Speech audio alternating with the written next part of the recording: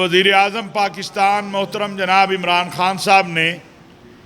گزشتہ دنوں ایک انٹرویو دیا جس میں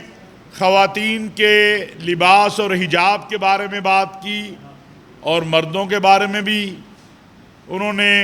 ایک عمومی بات کی فحاشی اور عریانی کے حوالے سے، لیکن کچھ لوگوں نے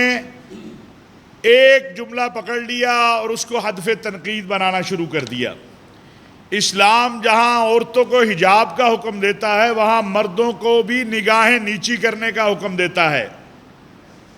عمران خان صاحب نے تو ایک عمومی بات کی، لیکن اس کو جس انداز سے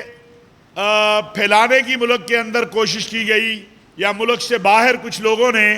تو عمران خان صاحب کی جو بات حجاب اور فحاشی اور عریانی کے حوالے سے ہے وہ قرآن و سنت کی تعلیمات کے مطابق ہے۔ قرآن جہاں پر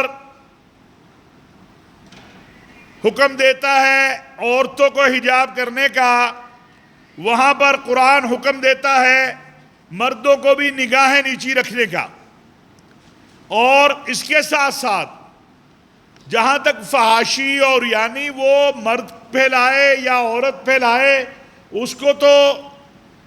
ایک ہی جیسا معاملہ ہے، اس میں تو کوئی فرق نہیں ہے۔